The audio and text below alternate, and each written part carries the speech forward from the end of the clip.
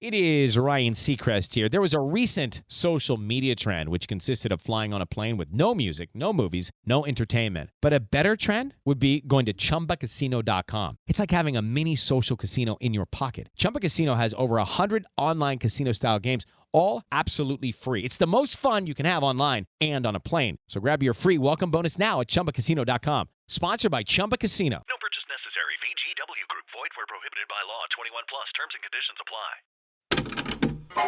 Yum, yum. It's time for a tasty and refreshing snack.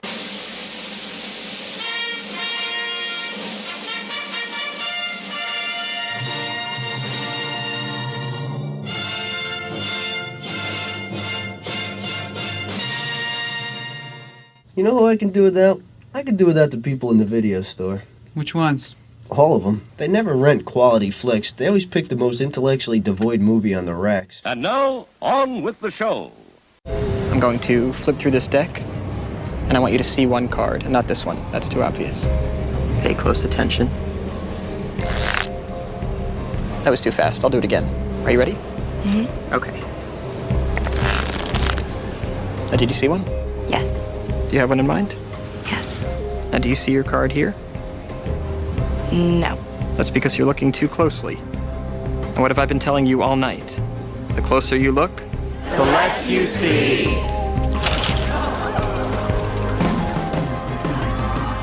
Hey guys, what's going on? You are listening to This Week in Geeks Loose Cannon. I am one of your Twig video store clerks.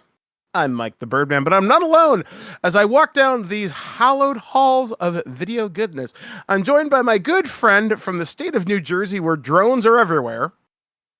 Ken from this anime, and I have not seen a drone. There are other people in my household that have, but not me. And of course, we bring in Twig Regional Manager from the Paris of Ohio, David Denoyer of Do You Even Movie, and I can actually see a drone out my window right this fucking second. Timely! They're watching you, Dave. They know. That was so weird. I just looked up and I was like, oh, well, that's uncomfortable. They fucking know, man. So anyway, guys, this is the show where we talk about all sorts of movies. These could be gigantic blockbusters. These could be things that have been forgotten on big box VHS. They may only exist as YouTube rips or even your own memories. But can those be trusted? But today we're going to take a look at something a little bit different. We are going to decide, did you actually see that or not? We're going to talk about the franchise that is currently at two movies with a third one on the way. We're going to be talking about Now You See Me. And we often start off with how did we discover these movies? So I will go first, and I will go around the table. I will go to Ken, then I will finish up with Dave, and then we will talk about the films such as they may be. I don't quite remember the advertising campaign for this when the first one originally came out. Dave, what year was the first one? 2013. 2013. So I was living at the time in Shelburne near Orangeville, Ontario. So small town. So obviously not a lot to do unless you're really into watching cows. But we did have a local kind of movie theater. So me and Blair would often go. And I've always been a big fan of Jesse Eisenberg, although I've never seen The Social Network, if you can believe that. You're not missing much. Yeah, so I've heard. It's fine. I've seen that movie once when it was in that period of buying new releases on new release day, even if like the movie like wasn't a big high mark, you know, that was like how you saw the movie. So if it wasn't, you know, anything good, you could throw it. I remember it being a decent biopic, but to be honest, like I've never been compelled to go back and watch it, but I'm sure it's a great movie. So this is after Jesse had hit big with like Zombieland, and I was thinking, all right, this looks kind of cool. Plus, I love stage magic. Like I've been to Las Vegas. I've seen magic. There was a guy. It's weird. This guy got referenced on YouTube a couple of weeks ago, and I can't remember what video I was watching, but it was like, who's a magician who's famous but not famous and thinks they're cooler than what they really are? Now, I've met this person. His name is Greg Fruin. And he runs the Greg Fruin Theater in Niagara Falls, Canada, and he does like a whole stage show. He's got like tigers and shit. I don't think he has them anymore, but it was really cool. Like, I love illusion magic. I think that shit is just awesome. So when I saw a heist movie with magic, I was thinking, that's kind of cool. And I want to say the movie 21 had come out around this time too.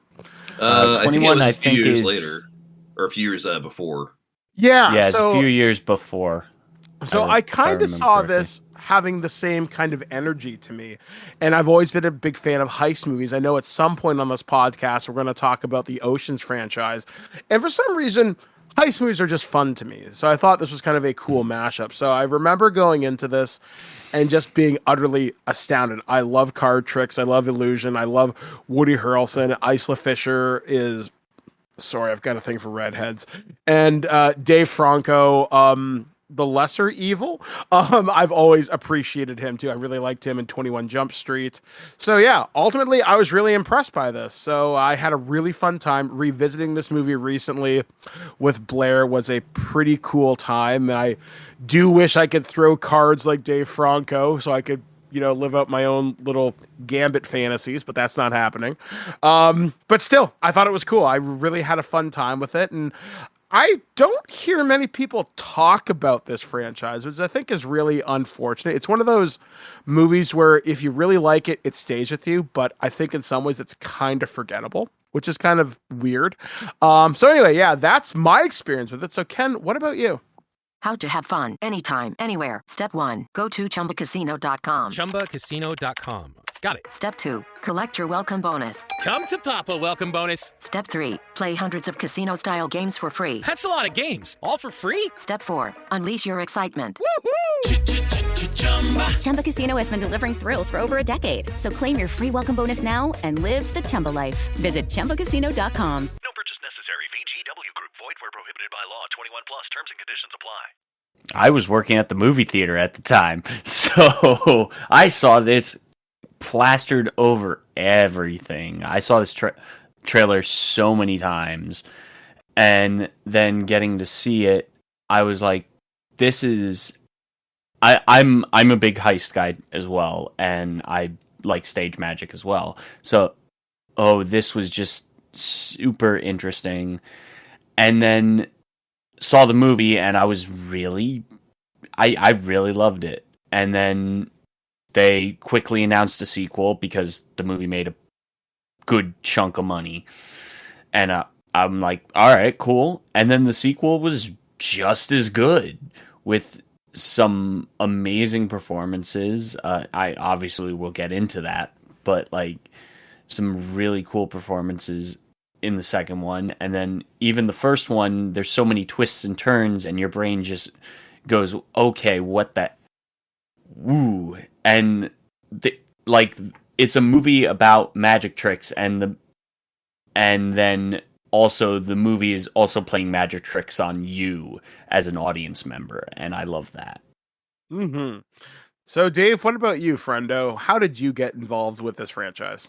So not unlike Ken, I was working at FYE when this came out, and I had either just graduated college or was close to. And my manager was a huge fan of this movie because I had seen the trailers. Unfortunately, during college, I really didn't go to the theater much, mainly because expenses for it were. I mean, the theater was expensive back then, still too.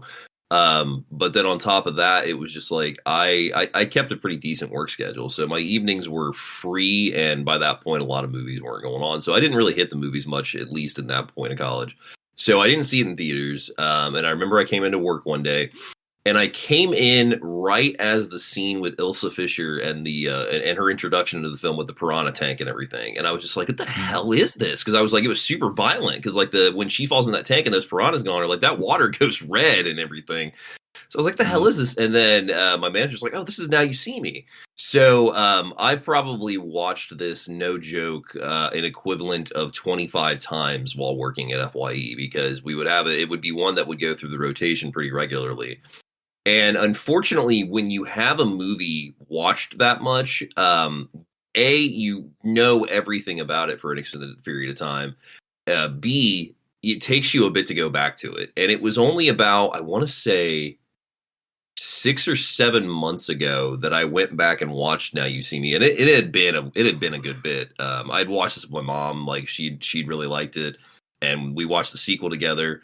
But it had been a bit, and man, this movie just holds up. It is so much fun in the sense of just the way that you bring about your characters, but then you also tie in a story. But then no matter what you think is going on, you're wrong, because there's a twist like every 10 minutes in this movie. But it doesn't become exhausting because they don't do what's the word I want to use? They don't do obtuse twist moves. They make everything super clear, but they fuck with the audience until they don't have to anymore, just like a magician does. So I mean, it's a very well placed display of magic in a movie, but on top of that too, it's an amazing script. Like, yeah, it's such a good story. Exactly. Yeah. Yeah. So and then also like they put this on, like this is on like cable TV constantly. You constantly. Oh yeah, it's one of the regular TBS and like TNT. I'm sure. I have no doubt of that. That's the one thing with these movies. The ones that are strictly popcorn, PG-13, or even popcorn R for that matter. They play cable a lot because they know that they're entertainment value and they know people will tune in to watch. Plus, I mean, let's not forget, like, you have a super stacked cast in this fucking movie. Oh yeah, like you've got guys who've won Oscars in here. You got Morgan Freeman, you got Michael Caine, you've got like people who've been nominated, like Eisenberg and Woody Harrelson. The Hulk got something for this. Like, there's something you said in there that kind of made me think why I like this movie and Ocean's 11, that franchise as a whole too. These are comfort food, but they're also wildly entertaining at the same time. They are literally perfect for cable. These are the type of movies you can show your mom and dad, depending on how old they are. And even then, I think even an older parent would appreciate stuff like this. And I find types of movies like this to be fewer and far between than what I would like. Like, most of the stuff today is like, it's your John Wicks, which is awesome, but you're not showing that to your mom. Or it's hardcore Marvel. I hope you've seen everything plus the accompanying Disney Plus series. Or it's here's a new reboot, or here's a horror movie that only you, me, and Hen are probably gonna dig. Broad appeal stuff like this, I just don't see anymore. Well, here's the thing. The broad appeal stuff is out there. It's just that it's either on streaming, or it gets put into theaters and bombs. Yeah, I mean, and you I never think, hear from it again. The hardest thing anymore is, what are people into? I think that is legitimately a question that we can say is being asked heavily right now through Hollywood, because, this year alone, it was just like, all right, horror fucking swept box offices like crazy. Whereas, can you name the superhero movies that came out this year that did well? Deadpool and Wolverine, and that's about it. And that's about it. I mean, Kraven, which, just recently dropped at the time we're recording this, is terribly performing, which everybody kind of saw. I mean, you making a Spider-Man movie with no Spider-Man, but I digress.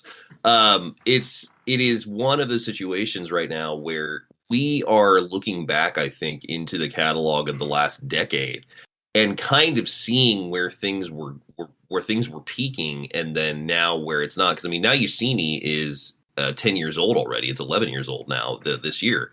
The sequel, I think, is like 2016, I want to say, or something like that. So I mean, we're ready to hit 2016. Yeah, and I mean, you're absolutely talking about a movie that plays cable now because people still love it. It's because these movies found an audience back then because you still had videos being purchased and all this stuff. I think the fact that we have so much media available to us now in regards of streaming and all this stuff, it's kind of hard for people to actually sit down and watch movies. And we live in an age of social media influencers and whatnot that'll watch hours and hours of YouTube videos and not go to the movies or even watch a movie for that matter.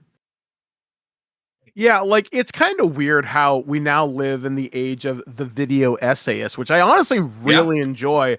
But when I was coming up as a content creator, I existed at one point. This podcast and myself were featured on a very prominent website that was a network hub for content creators, and you really saw the birth of the video essay, people who had analyzed movies and whatnot, and some of them have gone on to great success and other of them not so much. Not so much. And it's like, it's funny because the way we consume content is different. You're right. Like, you have all these people who just they analyze, but they don't watch. And one of the lessons I've learned from you guys, which sometimes I get some shit for, but it's only because I think they view content a little bit differently, is we try to find the good in everything. Like, somebody worked on this. Now, sometimes a movie is shit and is shit. I'm looking at you, Borderlands. I'm looking at you, Crow 2024, which me and Dave will revisit on this show at some point. Oh, but homie, it's been haunting me on my Voodoo. It's just like, hey, you can buy the Crow 2024 for $10. I'm like, still too expensive.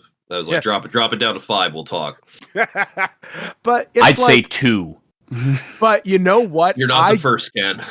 But you know what? I will actually say this out loud. I can find some stuff in the Crow 2024 that's okay. Yes. I don't find it unwatchable. There's just problems. That there are decisions that were made in that movie that I was just like, really, guys? If you didn't do that, it would have been a better movie. I could honestly cut that movie down to 45 minutes, but it would just be as much of a retelling as the original Crow without the stuff that I was really not a fan of. We'll save that for the Crow episode. Yeah. But yeah, it's like stuff like this, Now You See Me, is, I don't know, it's one of those movies where, like I said, it's that really broad appeal. If my grandparents are still alive, I bet you they probably would have enjoyed it. This is something I could have shown to my mother-in-law, to my father-in-law, and they would have dug. And like I said, I don't see the broad appeal movies anymore. And like you guys have said, they're either on streaming, which is cool, or they come out to theaters and nobody talks about them. I mean, I know there was another movie I wanted to see. I think it was last year. It had broad appeal, but it was an R broad appeal. It was called Strays, which I think had an amazingly stat cast. It looked funny, but nobody talks about it. It was a lot of fun. Like, it really surprised me because I think it's really tough right now for comedy. I mean, I don't think. It's really tough right now for comedy. So the fact that we still have them getting released, but like not to wide audiences. I mean, Strays was a box office failure. I think. I don't feel failure. I know it wasn't. It probably broke even at the very best. At the very least, yeah. So, but I put it on. I think it was just Peacock one night. I think Peacock got it here in the States, and I put it on, and I was pleasantly surprised. It's a Universal film. So yeah. So Peacock. Yeah, no, I was pleasantly surprised how much fun it was. I think also too. Now You See Me is a perfect dating of the time where we were in at that point, because 2013 100%. You still got Chris Angel being said on people's lips, baby. You still got David Blaine doing stuff. So like the magic complex with it, and the inclusion in the story, and the way that it's presented, and the way that you are shown tricks. Hello, it is Ryan, and I was on a flight the other day playing one of my favorite social spin slot games on ChumbaCasino.com. I looked over at the person sitting next to me, and you know what they were doing? They were also playing Chumba Casino. Coincidence? I think not. Everybody's loving having fun with it. Chumba Casino is home to hundreds of casino-style games that you can play for free anytime, anywhere, even at 30,000 feet. So sign up now at ChumbaCasino.com to claim your free welcome bonus. That's ChumbaCasino.com and live the Chumba life. No purchase necessary. VGW. Void where prohibited by law. See terms and conditions. 18+. And then shown how they did them.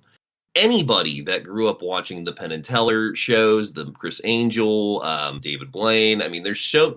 Back when I was a kid in early 2000s, there was so much on ABC Family that had to do with magic, now that I think about it.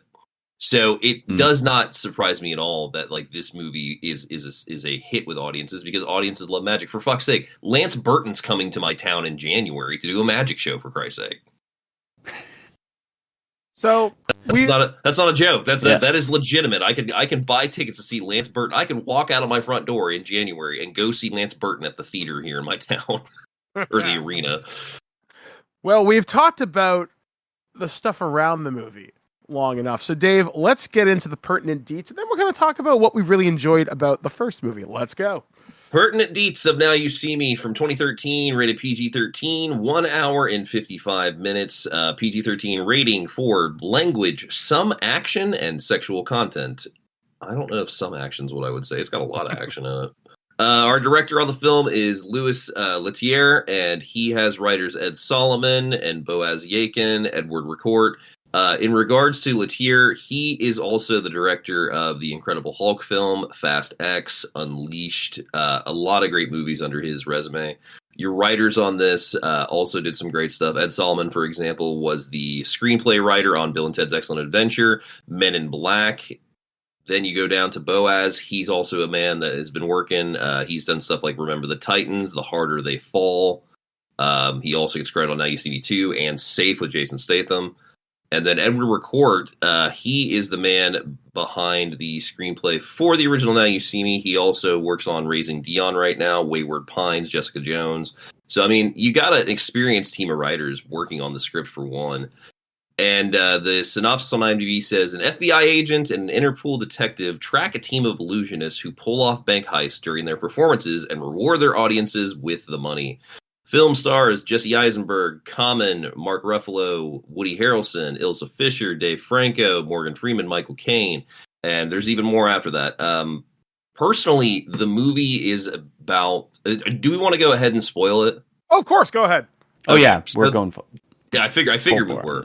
So the actual story behind the movie. So what we are presented as a film is essentially we open with these magicians that are doing this performance. They're known as the Four Horsemen. They do this show, and usually at the end of their show, they do something really crazy, and they become fugitives because of it. It turns out what they're doing is they are robbing a guy named Arthur Tressler, who is what is he in insurance? Tressler, insurance agency, I think. Yeah, something like that.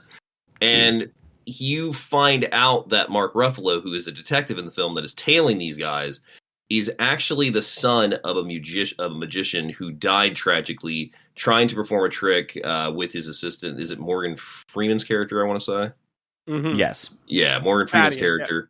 Yeah, Thaddeus. And I mean, it's what you find out is it's basically a tale of vengeance done in a way that only a magician could pull off, and only the highest tier of magicians, for that matter.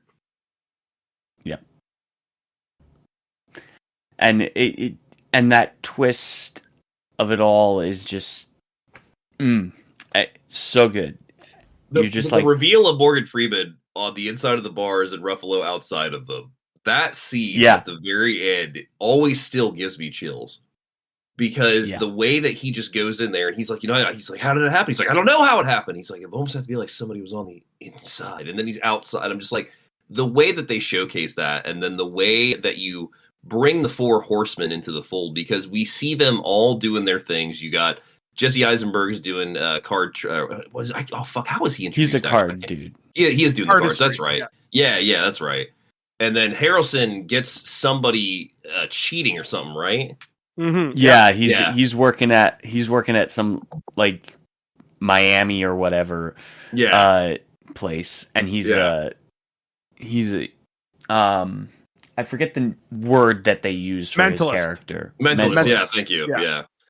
Yeah, and then Ilsa Fisher does the thing I mentioned with the piranha tank. Like, she's doing a showcase like in a underground New York, and she's like, I'm gonna jump in. I'm gonna be tied in these chains. I'm gonna have to drop in this tank, and like if I don't get out in time, these piranhas are gonna go, and the piranhas get released. The audience is like, "Oh my god!" And then she's like, "This person's a sadist," and standing at the back of the audience. Like, the reveal on her is so good too. But then when you find out that Ruffalo brought them all together to go after Thaddeus and Tressler. And then on top of that too, like the stunts in this movie are insane. Like the way that the magic is shown, the way that you see it initially, like when they go and do the thing, and then Ruffalo or Thaddeus is like, well, here's how they actually did the thing. Like the bank robbery. At one of their shows, they have a guy in the audience that is pulled from the crowd. He's not a random, like you find out later on, like he's absolutely a plant in a sense. And he goes through this whole thing of like going into his bank in Italy and robbing it, and then you find out that like it actually fucking happened. But like I love the way they showcase these acts. I love the way that you are presented a concept as a viewer of what is happening.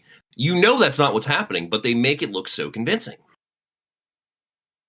Yeah, like this is why I think I dug this, because it gave me the right feels for an Ocean's movie, but from a different angle. Now, I was looking up stuff on IMDb while you guys were chatting, and I think I realized another reason why I like this. This has similar DNA to a Mission Impossible movie pre-Tom Cruise, or like pre-Mission Impossible 2, I'd say. And what I mean by that is it's a lot of trickery. It's a lot of, you don't need a lot of gunplay. You don't need a lot of karate bullshit to get shit done. It's high skill. To put this in another context, think of a Dungeons and Dragons game, for example. And this is what your bard does. This is what your rogue does. This is what anybody who's known as a face character or a skill monkey character does. I like the fact they can accomplish all these incredibly difficult tasks and they don't have to go John Wick. They literally pull Fletch out of their ass and it works because they all have to take a line from Taken, which we'll have to talk about that franchise because I've never seen those. Oh, those are great. Oh boy. To think I have a particular set of skills. And that's what this is. It's skills in high stress situations. But these guys are cool, they're calm, they collect it, and they work together as a cohesive unit. They function as one, which that's a line that'll come up later in the second movie. But it's like, it's amazing just to see the chemistry between everybody. And that's something we got to talk about too. The chemistry between everybody, it's so good. Like, it feels natural, it's well performed. And I don't know, there's just, I get a real sense of camaraderie and rivalry. Like, I really feel like this is a smaller Ocean's movie, but with higher skill ceilings in certain ways. Like, Danny, for example, a preview is a master planner, right? A master of misdirection, whereas someone, say, Linus is a pickpocket, which we get that in Dave Franco's character of Jack kind of Wilder. Like, there's like all these different overlapping skill sets, but here these guys can do it at a much higher level because you look at Merrick, Woody Harrelson's character, getting him in a room would be, why is my cat eating that? Sorry. Ayla, you're fucking weird. Anyway, sorry, sidebar. I was like, did I miss a part of the movie where Woody Harrelson has a cat, turns into a cat, eats like a cat? Like, did I forget something here? See, and he could make you do it and you would never know. Yeah. Although, like, again, there's just something about that is just so compelling in this. Like, all the performances they draw you in, like with Harrelson, I really think this is one of the best movies he's like ever done. Like, hard, like, hands down. This and the second one are up there. Yeah, because, like, again, it's that magnetic charm where it feels like, I don't want to put, like, I don't want to be so grandiose in saying it, but he really embodies that role where I don't think there was a lot of prep done. Like, that's Woody Harrelson's natural charisma coming through. And I think that's something about the direction of this is everybody in their roles, they're allowed to bring their natural charisma forward. And it doesn't seem weird. It doesn't seem out of place. It just works on so many different levels. And like I said, I don't see many movies like that where it literally absorbs me into the characters, into the situations. And Mark Ruffalo's character of Dylan Rhodes, aka what's the character's other name? Something Shrike. Lionel Shrek is his dad. I can't remember what his name is. Yeah, so when Shrike does his stuff, again, these guys are so good that it feels so natural, a transition point. And like, this is one of those movies where when I really think about it, what's the term? Immersion really hits me. And that's what a good magic show can do. Like, I've seen Penn and Teller in Las Vegas, and for an hour and change, you are transfixed. And there aren't many movies that drag me into that immersive space like that. Now, I can get absorbed in your Star Wars and your Aliens, But at the end of the day, I know I'm not fighting a xenomorph. I know I'm not fighting fucking Darth Maul or the Borg. Well, there's just a style to this movie too. Like the style of this movie is what absolutely ropes you in, and I think it has a lot to do with your cinematographers on the film, for that matter. Because you have Michael Amundsen, who's on the film. He is the gentleman who was a camera operator on Armageddon, but not even with that in the resume of his DP stuff. So he's the gentleman who. All right, we'll forgive him for this one, The Country Bears in 2002. But he's also shot Transporter, Transformers, and then I really want to bring attention to this one because I feel like this movie bleeds a little into this one, Wanted from 2008. The way that the style and the camera, like the whole scene with them throwing the card around with the chip, that is straight up out of Wanted. Like that is 100%. And then the other cinematographer that's credited, Larry Fong, has worked with Zack Snyder a lot. Well, and not to mention that, but he's also done a shit ton of music videos. Like he was doing work for REM, Van Halen, Prince, Red. He also did an episode of Red Shoe Diaries. So you get that feel as well in the movies. Like there's a very often moving camera for one. We are doing a lot of handheld camera or like following objects around like we are the POV of the object. Like it has that feel of the chaoticness and the fast paced of a music video. So all of that combined with people that shot Transformers and Wanted and all this stuff. Oh yeah, that totally makes sense. And you get that live action feel with all of it because of that. Because not only do we have this point where we are watching, action occur, but we're also seeing development of the story with the characters from a point of exposing the magic trick, which is exposing the twist of the film. And I love that. Yeah, like there's just so much about like the trickery in this. Like again, while doing a little bit of the reading of the IMDb, like one of the card tricks at the beginning, I think it's called the Pandora, which is where like you spread the cards out and you can see everything.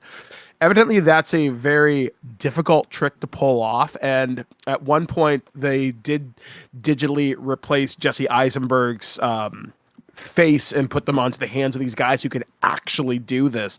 So the fact that some of this stuff is physically possible just makes me love this movie even more. Like, one of my favorite gags in this, I don't think it really happened, but the gag with the handcuffs in the interrogation room.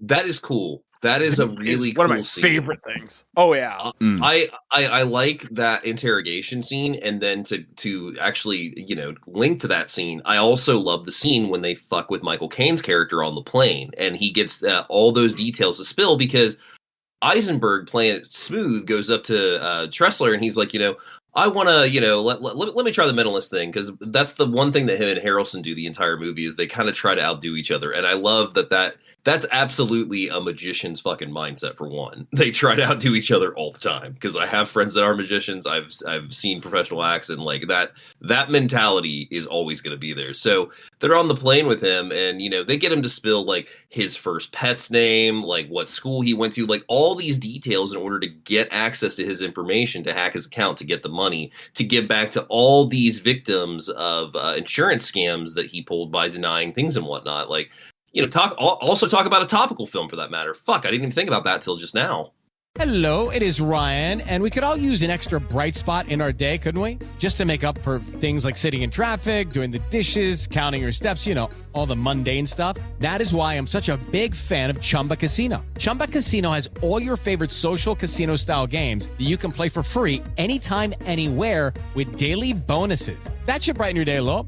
Actually, a lot. So sign up now at ChumbaCasino.com. That's ChumbaCasino.com. No purchase necessary. VGW Group. Void where prohibited by law. See terms and conditions. 18+. Yeah. Like, again, there's just so much stuff that gets pulled off with this. I'm like, it's kind of crazy just to see how this, like I said, it all happens, it gets pulled off. And the fact that this is all leading to one huge overarching, like, revenge plan over. Yeah, like it's kind of crazy, and like you don't see a lot of it coming, and then when they reveal the gag behind it all, you're like, oh man! Like again, when you go back to that scene about like the entire movie hinges on Mark Ruffalo's character, you believing that he wants to catch these guys, when in reality he's in on the con. That is such a good reveal. Like I know I said that with the whole thing of like the inside job reveal with him and Freeman in the cell, but that's such a good reveal because not only do you get a sense of his blood hungriness because, you know, the death of his father and whatnot, but then you also see that the next movie is completely set up with them being meeting him at the park and then going into the Welcome to the Eye. And not only do we get a sense more of the Eye in Now You See Me Too, but the mystery that it builds in this movie completely takes us over to the sequel. But then we also are introduced to a concept that we never really take into account is how much America loves to root for outlaws. And that's why the support for the Four Horsemen getting away at the end of the first movie completely makes sense for the second movie to happen. And now a third movie coming for that matter, too. Yeah, like again, there's so much to like in this. I mean, if I did have a major complaint about the first movie, is I don't think they give Isla Fisher enough to do. And that's the character of Henley, and she's like an escape artist and stuff like that. And again, she's great. Like I've liked her in almost every movie I've ever seen her in. And it's like she's replaced in the second one. Yeah. And that character gets a lot more to do. And I feel like that's an overcorrection. I think there was a reason why she didn't return for the sequel. I have to look at the Wikipedia. I want to say, and don't quote me, I want to say it was financially related. I feel like she asked for something. It might have been. Yeah, but I mean, I agree with you, Birdman. I feel like she does not have a lot to do in the movie. Now, that's not to say that they're bringing her back for this third one, because I think that is the latest news is that she is coming back. I would be curious to see what they do with her character. Absolutely. Because like, you know, how do you explain what you set up in the second movie, which was that did she cheat and run off, or did she just split? I think it's explained in a line of throwaway dialogue. Her and Daniel Atlas Jesse saw things differently. She wanted something different, and at the end of the day she wanted a normal life, not to live in his shadow. So she decided I'm gonna bounce. And then when we bring in the new character, which I can't even remember her name, that's another thing too. I think the female character, which I'll get her name when we talk about the second one in just a moment here, has a lot of wonderful scenes, but I can't remember the character's name. And I don't think that's sexist. I think that's the problem with the second one is I don't think they treat the female leads as well. But I even read on IMDb, so take this with a grain of salt, is in the original drafts, the Four Horsemen did not have a female character. But I think having that female lead is fantastic because, again, it shows, hey, we're all equal, which is awesome. They have a different set of skills. And in the second movie, he does some pretty convincing stuff that basically saves their ass when they do their big heist in that movie. But in this first one with Isla Fisher's Henley, I remember the piranha tank scene and the argument on the plane with Michael Caine. And she's just there basically for most of it. Yeah, I mean, she's introduced to us. She's a character in the story, but she is not involved in a lot of the heists prominently like a lot of other characters are. Now, I will say, for Lizzie Kaplan's character in the second one, which I know we're getting to, they definitely fixed that. They definitely put her up a little bit more in the front than they did Ilsa. So that's what I'm saying. I hope for the third one they can come back and correct that, or at least give us a good reason as to why her character, you know, left the story and whatnot. I'm genuinely curious to see what this third one's going to be honest. Yeah, like, I guess to kind of wrap our thoughts and feelings up on the first movie, I'd say it's really, really watchable. Even as a standalone movie, I think it stands head and shoulders above a lot of movies that came out in that year. It's easily accessible to anybody who just wants an action movie. But again, you don't need the John Wick thing. You don't need potty humor. You don't need excessive language. And you have a very stacked cast of people that are fairly likable, and as far as I understand, fairly not problematic in Hollywood. It's literally. I don't think a single person cast has anything like super negative about them. Morgan Freeman's the only Morgan one Freeman, troubling. Well, Digress. Morgan Freeman admits sometimes he just makes shit for the money. Like he's not that. He's very frank about what he does. He's a good actor, but he may be a questionable human being. Moving on. Yeah. But it's like this is one of those movies that literally you could watch. How to have fun anytime, anywhere. Step 1. Go to ChumbaCasino.com. ChumbaCasino.com. Got it. Step 2. Collect your welcome bonus. Come to Papa welcome bonus. Step 3. Play hundreds of casino-style games for free. That's a lot of games. All for free? Step 4. Unleash your excitement. Chumba Casino has been delivering thrills for over a decade. So claim your free welcome bonus now and live the Chumba life. Visit ChumbaCasino.com. No purchase necessary. VGW Group. Void where prohibited by law. 21 plus. Terms and conditions apply. You know what this movie is? And I just thought about this just now. Okay, so sidebar. Many years ago when Birdman could travel a lot, I used to go a lot of places on a Greyhound bus or via plane, right? Mm-hmm. This is a perfect airplane movie, bus movie, or Saturday afternoon sitting at home on the couch movie. Yep. And again, it's fine. And it doesn't have to be more than that because, like I said, it's that perfect blend of entertainment, excitement, memorable if you want it to be, but forgettable at the same time if you don't want to get into it. I don't know. There's just something about this. Like you guys said, you really hit it on the head. This is the perfect cable movie. And it's hotel TV movie. TV movie Yes. is how I describe these movies. It's if I'm in a hotel, like a perfect example. I just went to Cinema Wasteland a few months ago. Enrique and I did, and I brought my Blu-ray player because I was like, I'm gonna have a hotel room to myself. I'm gonna probably buy movies at the convention. Be cool to go back, have a drink, watch the movies. The HDMI ports on the TV didn't work, so I was not thrilled about that. Anyway, I was putting on shit like Die Hard 2 and God damn, what was the other? I, Tonya. Like I was watching movies in hotel rooms that I'd seen many times, and this is exactly one that I would put on. Like, oh shit, Now You See Me's on. Yeah, that's perfect because no matter what, I love this movie. But also it's entertaining. It is one that I will, never get tired of because of just the way that it's shot, the way that it's acted, the way it's showcased to us as an audience. Is so much fun. So yeah, this is hotel TV prime time right here, baby. Right here. For sure. So, Ken, do you have any closing thoughts on the first one? I mean, the first one, to me, this was the time when I was watching movies and I was really kind of honing in on good scripting. And this is a great example of just amazing scripting.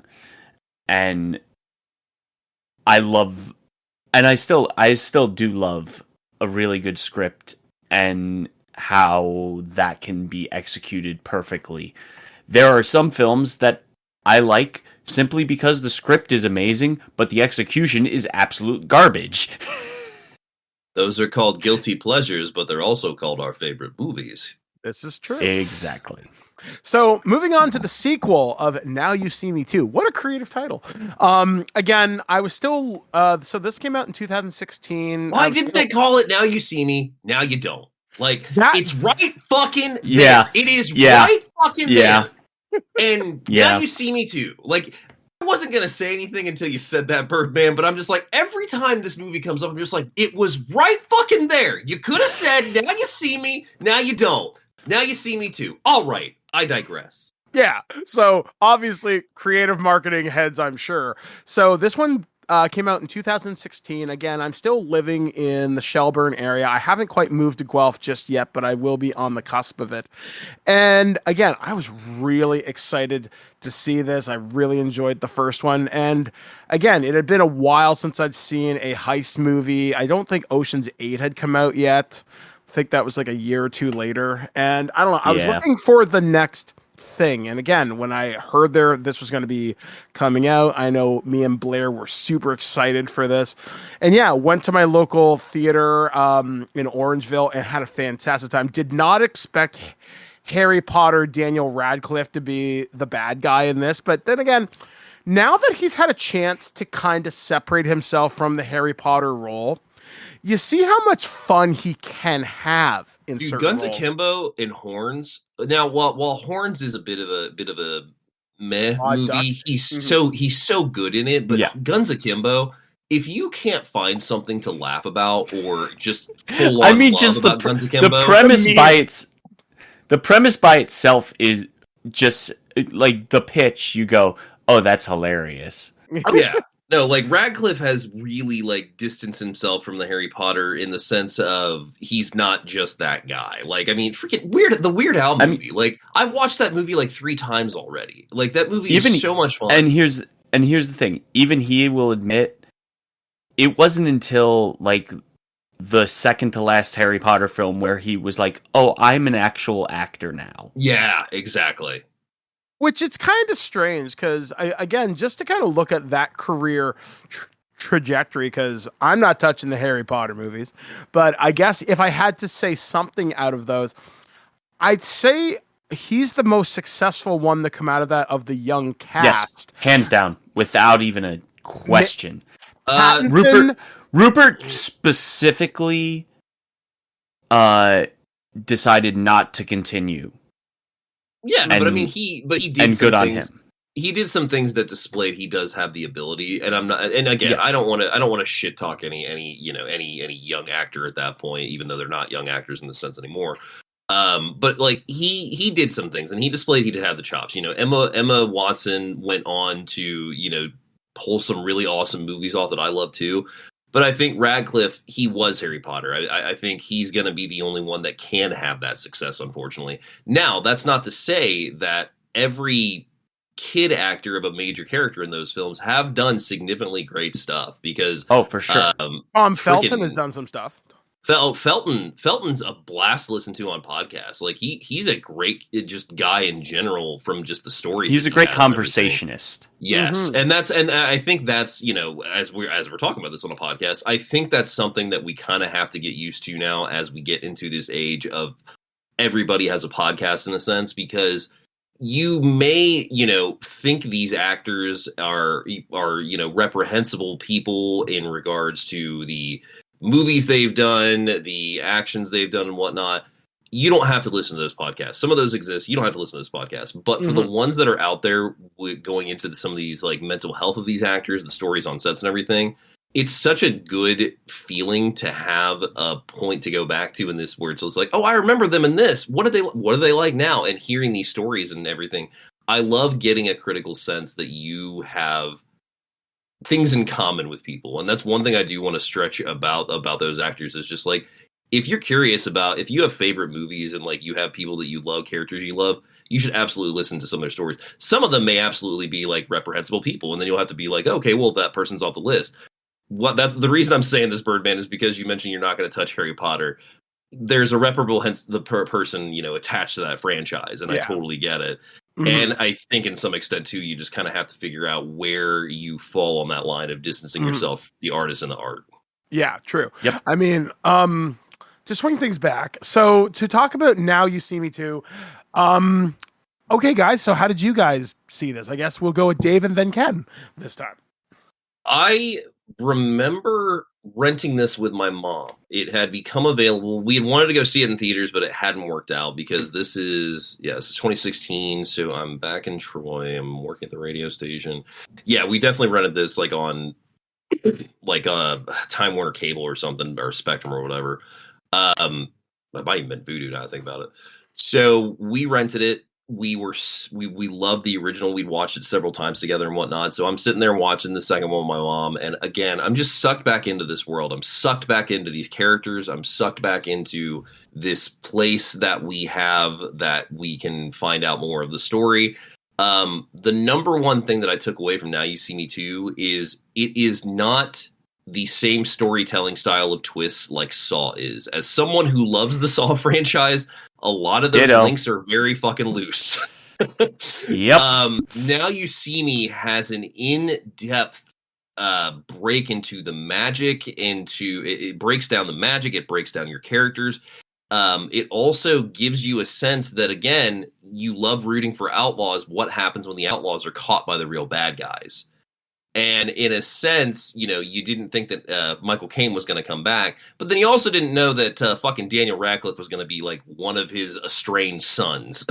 Like, yeah, that reveal is pretty great because we're presented with this whole concept that Radcliffe wants to hire them to do this thing because they're amazing and everything, and then the whole fucking shoe drops. And I really was blown away simply by the fact that they could continue the story to a degree that matches the first one, if not outdoes it, in my opinion, because there are things that happen in this movie, given we do have the really weak thing that I hate where it's just like, hey, you have a twin actor in a different wig. Even though what's his brother's name? It's Meryl and oh shit, I believe the reason why that character exists is just to get Woody back. Yeah, well, I mean, I think it's a fun way to absolutely, give him more of the movie because he was blowing up at this time. So I mean, that's not any surprise to anyone. But it does have some tropes that I don't absolutely love. But goddamn, this movie's so much fun. And again, going back to that third one, the way that they end this movie made me so excited for a third one because like I just knew with them doing that, I was like, there's no way they're not going to proceed. So Now You See Me 1 and Now You See Me 2, which should be again Now You Don't. It is one of those movies that it's not just a single film to me. If I'm watching Now You See Me, I have to watch Now You See Me 2 right after because they feel like a singular film to me in a sense of the story complexity, but precision that they keep with going to the characters and the initial breakdown that we get at the end of the first one. Mm-hmm. Ken, what about you? So this was the last summer of me working at the movie theater because for reasons that were not necessarily the theater itself, just the people that I was working under, I left and have a different job now. But this was same reason I left FYE. Don't feel bad. Yeah. Yeah. This was one of the movies that I believe we did an employee screening of. So I saw this ahead of time, like the Wednesday before it came out. So those were legitimate things. Like I've heard about not to take you off for a second, but those were legitimate things. Yep. Like they would be like, hey, do you guys want to all get together and watch a movie? Yep. Son of a bitch. That is a legit thing. I saw John Wick the Tuesday before John Wick came out, and everyone went in going, this is probably going to be stupid. And then yeah, dude, like John Wick. Then we were blown away. Oh, I remember just going to the theater simply for the fact that I was just like, this is either going to be dog shit or it's going to be awesome, and I don't care which at this point. Like I was just like, I'm so in for this movie. Yeah. So that's so cool though. No, like when I briefly worked at a theater, which was like I said, very briefly, I even asked about it was a mom and pop one. So I mean, it was not a long extended, but it was like I even asked about like, hey, is there a day that like the once a month like where employee screenings happen? They're like, employee screenings, like those aren't real. And I was just like heartbroken. So I'm happy that you brought my happiness back confirming. Yeah, no, it depends on who's running your theater. Exactly. And also who's programming the projectors. Yeah. The person given, and when I say I worked for a theater, I did volunteer screenings and whatnot, and it wasn't anything major, yeah. But like the person who had ran this theater but also worked for a couple others, I thought they would have any like idea of that, and they straight up told me like that's not a thing. And I was like, I have multiple friends that have like worked for like Regal and back in the day, Showcase Cinemas and whatnot, and they totally had employee screenings. So I've heard a hilarious story about a screening of Snakes on a Plane, which I'll tell you off mic if y'all want to hear it. Oh, I'm very curious. Yeah, but no, that's awesome. So yeah, sorry about that. Employee screening, go back. But yeah, so I saw this at an employee screening, and it was really fun. This is just a great it also played with the twists again of the original, and also now that I've seen what he became in the future, John M. Chu's style is really shown in this, as well as like Step Up 3D and the Step Up films that he did. But like I can see his style really coalescing in this as compared to some of the other franchises that he's been a part of. So now it's time for Dave to give us the pertinent deets. What do you got for me, homie? All right, pertinent deets. As he mentioned, John Chu did direct the film. We were talking about Now You See Me Too, 2016, PG-13, 2 hours and 9 minutes. Director John Chu on the film. Writers Ed Solomon, Peter Shirelli, Boaz Yakin, and Edward Record. New addition to that is Peter Shirelli from was not on the first one. We are talking about the film in regards to the Four Horsemen resurface and are forcibly recruited by a tech genius to pull off their most impossible heist yet. Basically, the story of Now You See Me Too is the Four Horsemen have been in hiding since the big event of the last film. Yeah, the first movie. And someone is slowly calling them all back into the fold. But we also have, is it Dave Franco that opens in the chamber talking to them? Hello, it is Ryan, and we could all use an extra bright spot in our day, couldn't we? Just to make up for things like sitting in traffic, doing the dishes, counting your steps, you know, all the mundane stuff. That is why I'm such a big fan of Chumba Casino. Chumba Casino has all your favorite social casino-style games that you can play for free anytime, anywhere with daily bonuses. That should brighten your day a little. Actually, a lot. So sign up now at ChumbaCasino.com. That's ChumbaCasino.com. No purchase necessary. VGW Group. Void where prohibited by law. See terms and conditions. 18+. To the eye. I think so. Yeah, I feel like it's Dave Franco's character. There's a questionableness of the eye and what the eye is actually going to bring to the Four Horsemen, because they have joined the eye. Mark Ruffalo at the very end of the last movie puts them on the merry-go-round. They all put their cards together and they get to join into the eye, and that's basically where we're left. So the eye is the... Who wants to explain the eye? Because you guys had said there's some behind the scenes with this of the magic. So I'm curious if anybody's got any research on the eye specifically. I do not, unfortunately. Honestly, I've always kind of just given it that Illuminati secret society vibe. That's kind of what I thought. So like they're not necessarily related to the magic in the sense, but they are the people that can make things happen when they have people on their side. But Now You See Me Too is the story of Tressler wanting revenge. So he uses one of his estranged sons, played by Daniel Radcliffe, who secretly hires the Four Horsemen, and then reveals that they're going to do this job. There's a whole mix-up where they get raided by Tressler and they're like exposed in the sense, or is it Morgan Freeman that raids them? I can't remember which. It's Tressler because they're doing Daniel Radcliffe's character has like started to fuck with them. So now, that's right. Yeah. Okay. Yeah. So then they're exposed that Tressler wants revenge. He's using his son to do it. Also, Thaddeus is on their trail as well. So then you have this whole story of them getting roped into stealing this device for them, and then spoiler alert, they get the upper hand again. Thaddeus and both Tressler are found out to be the monsters that they are. They're arrested along with Radcliffe. The movie then sets up the concept that, God damn it, I love the concept that you really don't know what's going on with the eye, but the eye is around at all times. And I love that final reveal of that staircase as they sink down, and Ruffalo is just looking up to basically see the eye going all the way down, all the way up and everything. And that reveal is so beautiful. But the movie itself for me was just like I said, if I watch Now You See Me, I have to watch this one right after, because there's so much story between the two films, but you get more of a wide array of the characters. And on the cast, not alone do we have Radcliffe this time, but we have Lizzie Kaplan, who replaces Ilsa Fisher's character.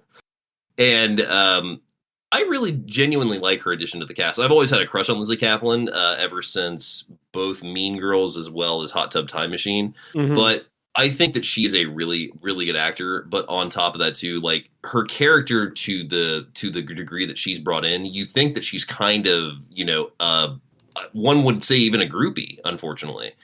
And she is absolutely on top of the game as the others. Now, the one thing I will say about Now You See Me Too that I will retain to the fact that I get bored every time it happens is the strip search or search scene for the chip where they're tossing it all around that giant room with the heat sensors or whatever. See, I think that scene is scene's so really long. clever. It's It's clever. way too long. It's long. Yeah. It is so long. Yeah, it's that is the one that's very John M. Chu because it shows a good sense. It sets up a space and you understand the entire space of that room, and so you're watching them go and go through this entire situation where you're just like, okay, we've established the space and now we're going to have the audience continue to follow this whole heist through the whole thing.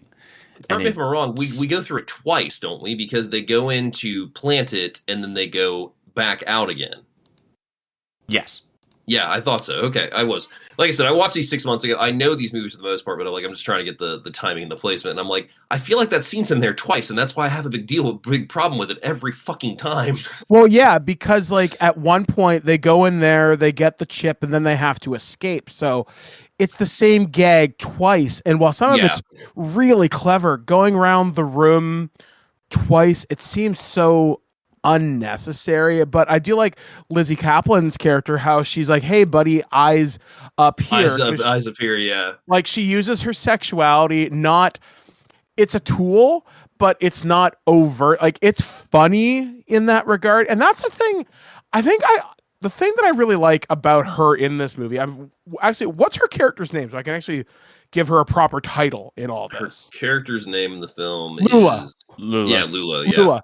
Again, I really appreciate that energy because she's like a foil to Daniel Atlas. She's just as clever as Woody, but it's not as like she's overcompensating. Again, her chemistry works well. It's new energy. I don't like how she's introduced because she just wants to bone Dave Franco, but sure. I don't think that's actually.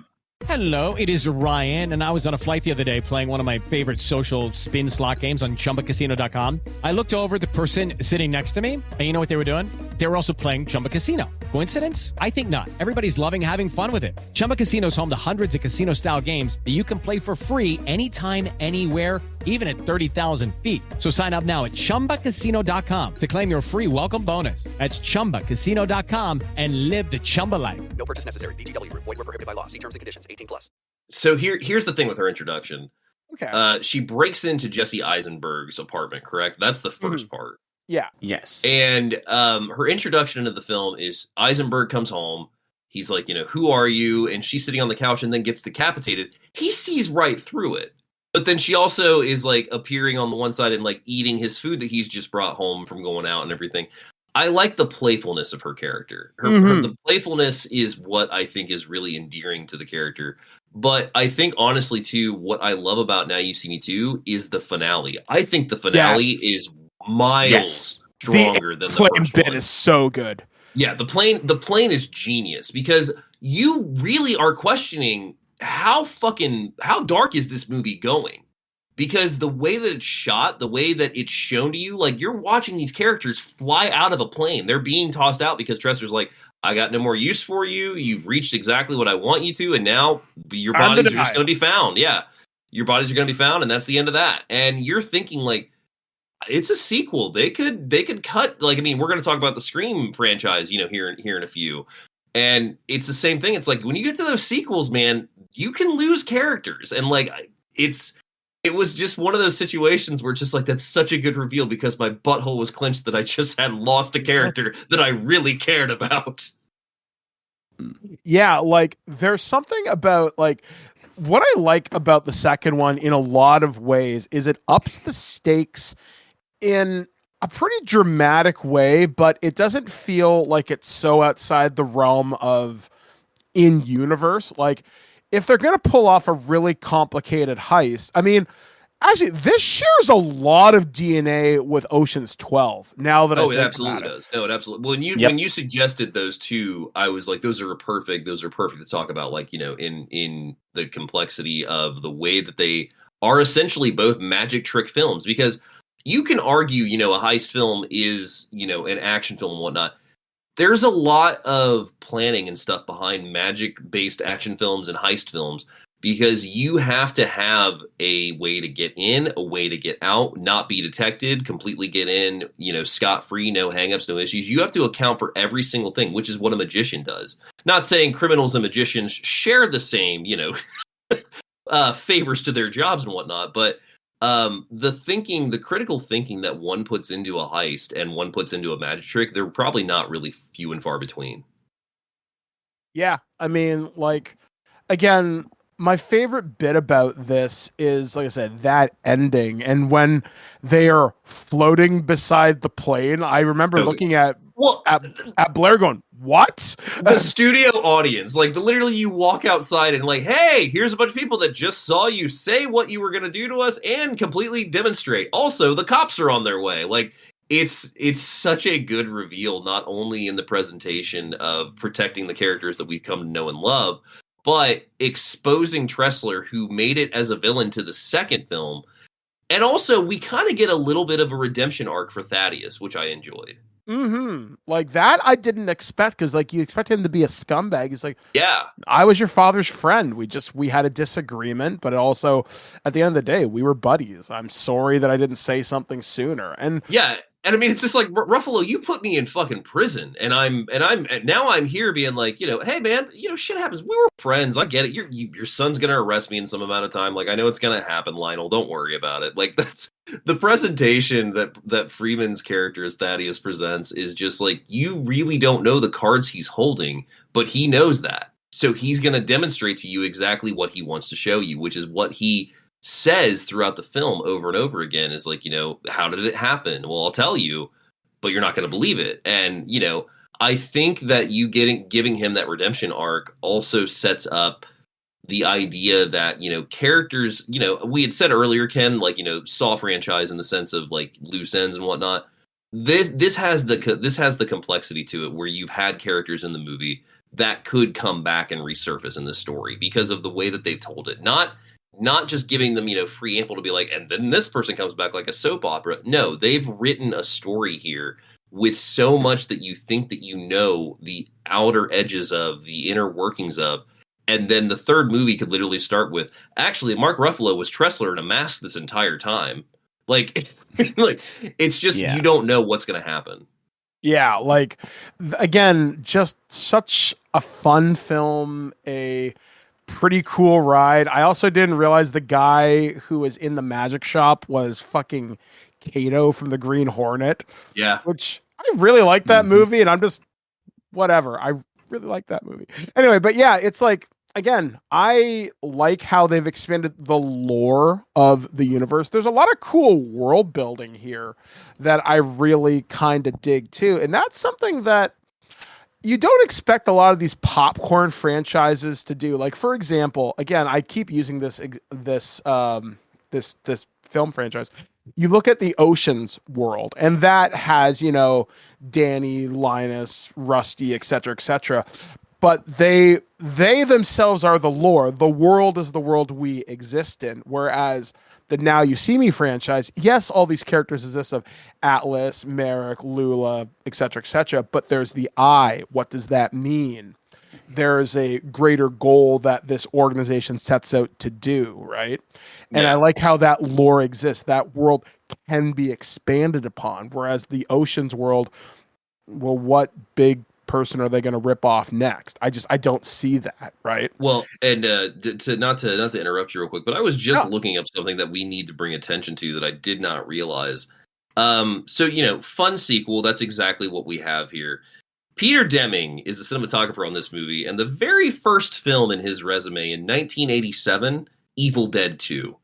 Nice. Now, he then goes on to shoot not only that, Scarecrows. He goes to shoot House Party, Drop Dead Fred, My Cousin Vinny, Loaded Weapon 1, Son-in-Law, SFW, Joe's Apartment, Lost Highway, Austin Powers, Scream 2, Scream 3, From Hell, Mulholland Drive, Twisted, The Jacket.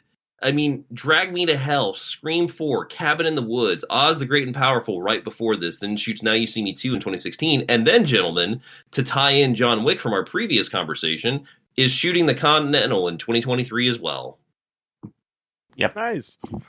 So yeah, I mean, as we begin, that style is just as we bring this to a close, I guess to talk about this as a franchise, I'm glad it became a franchise. I'm glad to see the magicians of the world sort of get, more of a chance to shine. Because I think I remember seeing The Prestige, and there was another magic one. I can't remember what the hell it was. The Illusionist. The Prestige and The Illusionist came out around the same time. And I actually have never seen The Illusionist, but if you have not seen The Prestige, dear listener, do yourself a favor and search that one out. That one will either blow your mind or make you mad, if not both. Yeah, like it's really, really cool. Whereas, like I said, these are perfect hotel room movies. These are the perfect movies when you happen to be snowed in. Hotel TV, baby. Hotel TV. These are perfect comfort movies. These are movies you can show to anybody and have a fantastic time. Both of them have their merits. Both of them have their flaws. But one thing you can't deny is an amazing cast and chemistry and just generally cool shit you see on screen. So I guess closing thoughts. Let's go to Ken. What do you got? I genuinely love it. This is one of those franchises where it's just like, if it's on cable, I'll watch it. And again, I own both of them on physical media. I will eventually own 2 on physical media. I'm gonna wait until they do like a 4K set of all 3 of them, and I'll just buy that. So I have them all in that kind of situation. But this is just a fun franchise, and I'm glad we're getting a third. Same. Well, there we go. So that's short, succinct, kind of wraps it up. So, guys, we will be back on Loose Cannon. What we're going to be talking about next, I don't know, because I'm not sure what order these are going to be coming out in. But regardless, we're going to have fun here at the Twig Video Store, and we do thank you for joining us here. And as always, if you want to get involved with the show, you can email us, feedback@thisweekingeek.net. If you've got a suggestion for a movie franchise for us to take a look at, let's hear it. Though, if people want to find you around the internet, Dave, where would people have to go? You can find me every Tuesday with a brand new episode with my buddy Enrique Couto on Do You Even Movie Podcast. You can find us anywhere you get your podcasts, from Apple to Spotify to all the other existing podcast places. You can also find me on Letterboxd, where I am currently figuring out what my 700th movie is going to be at the time we are recording this for the year of 2024. You can find me at Letterboxd at David SWMA, which stands for David's Watching Movies Again. And that is also the place that I am probably most active, more so than my social media these days. Good times. And Ken, what about you, buddy, other than on the Twig podcast? I mean, I'm Ken Reels literally everywhere. Mainly Blue Sky, and then also my Letterboxd is Ken Reels, and I will always have something that I've seen during the week theatrically, so always look out for some of the new ones, some of the ones that you go like, wait, that's a movie that came out? Yes, it's a movie that came out, and I saw it theatrically, and I will fight tooth and nail to promote it, because sometimes I see weird shit that no one's gonna see, but I'm going to see it, and then I'm going to champion it, and chances are I'll end up sitting you or someone else down to watch it with me. Again. I mean, that's true friendship, is showing people movies that only you know about, genuinely. I like that. I like that sentiment. All right, guys, so we're going to get out of here for Loose Cannon. So from the great state of New Jersey, we have been Ken from This Anime. From the loneliest place on earth, David Denoyer of Do You Even Movie in Ohio. And I've been Mike the Birdman saying, be kind, rewind. We'll catch you guys again next time, right here on thisweekingeek.net. The eye It may not lie, but don't think for a moment that it can't be lied to. Seeing is believing, but is it truth? People see the horsemen as noble Robin Hoods. Are they? Or are they common thieves? Depends on your point of view.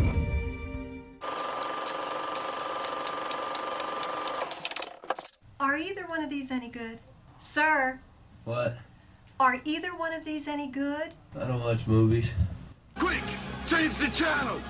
You're wasting your life making shit! Nobody cares! These movies are terrible! You're still here? It's over. Go home. Go. It is Ryan Seacrest here. There was a recent social media trend which consisted of flying on a plane with no music, no movies, no entertainment. But a better trend would be going to ChumbaCasino.com. It's like having a mini social casino in your pocket. Chumba Casino has over 100 online casino-style games, all absolutely free. It's the most fun you can have online and on a plane. So grab your free welcome bonus now at ChumbaCasino.com. Sponsored by Chumba Casino. No purchase necessary. VGW Group. Void where prohibited by law. 21 plus. Terms and conditions apply.